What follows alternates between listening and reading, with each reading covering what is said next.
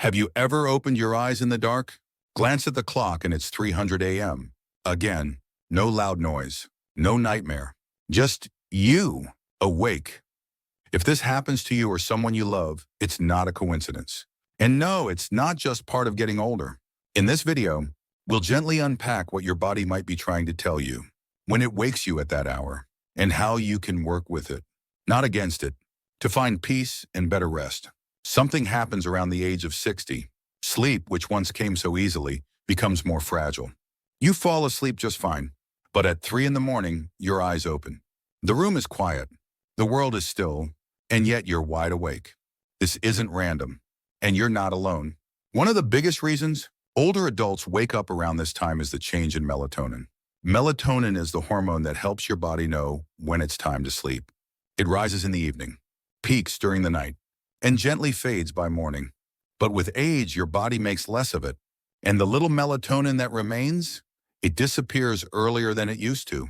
That means even if you fall asleep at 9 or 10, by 3, your brain is already losing the signal. It starts to shift back toward being awake, not because of stress, not because of noise, but simply because the chemistry has changed. And that's not your fault. The environment plays a role too. As we get older, our bodies become more sensitive to light. Even a small glow from a digital clock, a little light under the door, or a street lamp outside the window. All of these can tell the brain it's time to wake up, even when it's still dark. Take Harold. He's 72. He always thought of himself as a good sleeper. But recently, he kept waking up at 3:15. He didn't feel worried, just alert. It felt like morning, even when it wasn't. When Harold learned about melatonin and how it drops with age, he made some changes. He unplugged his bedroom electronics. He covered the window with darker curtains. He began taking a short evening walk just after dinner, and he turned off screens an hour before bed. The result? He still wakes up sometimes, but not as often. And when he does, he knows why. That understanding gave him peace. When you realize your body isn't failing, it's just adapting, everything shifts. Instead of fighting your sleep, you begin to work with it. That's the first step toward real rest. Your body runs on a rhythm, a natural clock inside you that tells you when to sleep and when to wake. It's called your circadian rhythm. And as you age, that clock begins to shift. You may notice you get sleepy earlier than before. You might fall asleep before the late night news is even over. And you wake up at dawn without any alarm. This isn't just habit. It's your internal timing changing with age. It's called advanced sleep phase. And it's more common than most people realize. In your younger years, your clock stayed in sync with the world around you. But now it ticks a little faster. It winds down sooner, and it starts the day earlier too. That's why 3 in the morning can feel like wake-up time, even if the world outside is still fast asleep.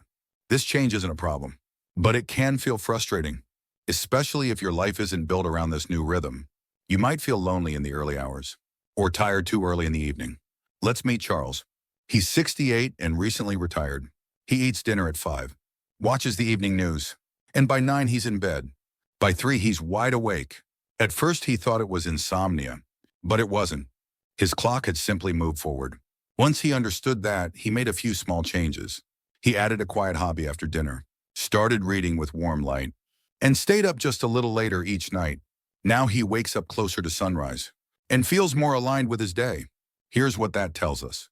Your body still knows what it's doing. It's not broken. It's just following a new schedule. When you listen to that rhythm and gently guide it, you can find a sleep pattern that fits your life again, not by forcing it, but by flowing with it. Sometimes the reason you wake up at 3 in the morning isn't about sleep at all.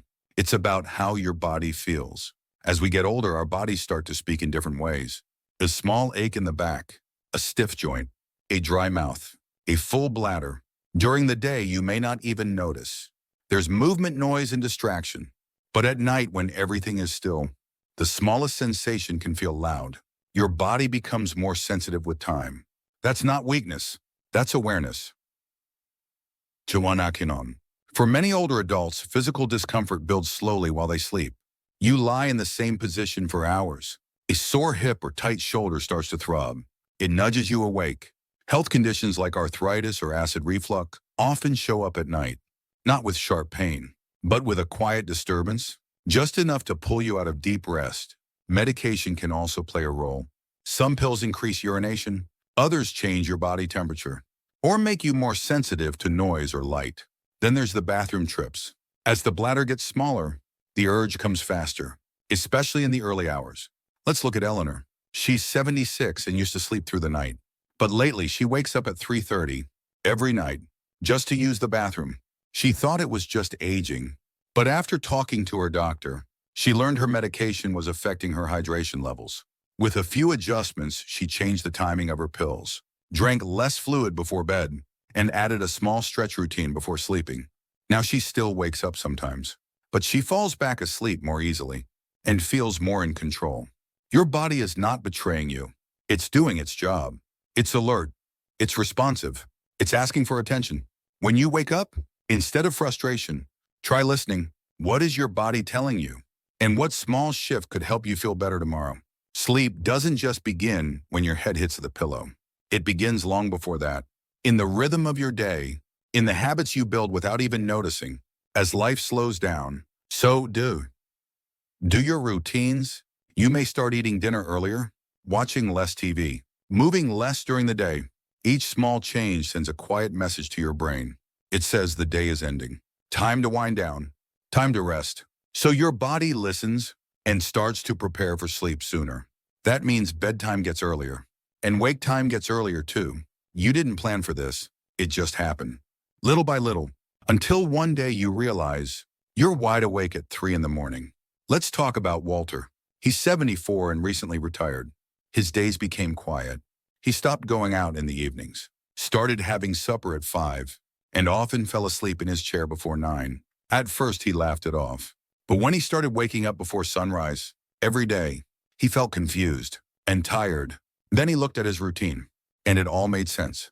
He began to add structure back into his day. He took a short walk every afternoon, read a book under brighter light in the evening, and skipped the evening nap. Over time, his sleep shifted. He still went to bed early, but not too early. And now he wakes up closer to morning, feeling more rested, more balanced. What we learn from this is simple. Your body needs signals. It needs rhythm. It needs patterns to follow. When those signals fade, your sleep gets confused. But with small, thoughtful changes, you can guide it back. A little more light in the evening, a little more movement in the afternoon, a little less quiet too soon. These details matter because your sleep starts with your day. Not all wake-ups are physical. Sometimes the body is still, but the mind is wide awake. You turn over in bed, check the clock. It's 3:05. Again, if setin, there's no pain, no sound, just a feeling, something unsettled. At this hour, the world is quiet. No emails, no phone calls, no distractions. And in that stillness, thoughts rise. Memories return. Old worries echo back. You think about people you miss, mistakes you made, words you wish you had said. This isn't panic. It's not fear. It's something softer. A quiet restlessness of the heart. As we get older, life slows down. There's more time to reflect, more space to feel. During the day, you stay busy. You push those feelings aside. But at 3 in the morning, your heart finally has room to speak. Take Gloria. She's 80, widowed for 5 years. She keeps herself busy. She tends her garden, calls her grandkids, watches her favorite shows. But at night, she wakes up. She misses the sound of her husband's breathing, the warmth beside her, the comfort of not being alone. At first, she thought she had a sleep problem. But what she really had was a longing, a quiet ache that showed itself in the dark. So she started keeping a journal beside her bed. She writes down one thought, one feeling, one memory. Some nights she writes nothing. Some nights she writes a lot. She also listens to soft music before sleep. Sometimes she writes postcards to her friends. Small acts but they helped. She didn't try to silence her thoughts. She gave them a voice. And slowly, sleep began to return.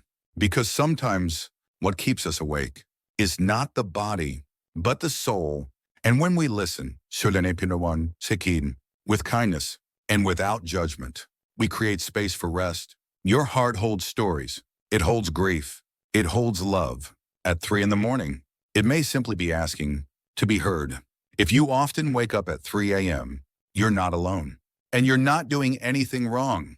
Your body is changing. Your rhythm is shifting, but that doesn't mean something's broken. Sometimes it's your body asking for care. Sometimes it's your heart asking to be heard. The more you understand, the more gently you can rest. Thank you for being here. And remember, even in the quietest hour, you're never alone.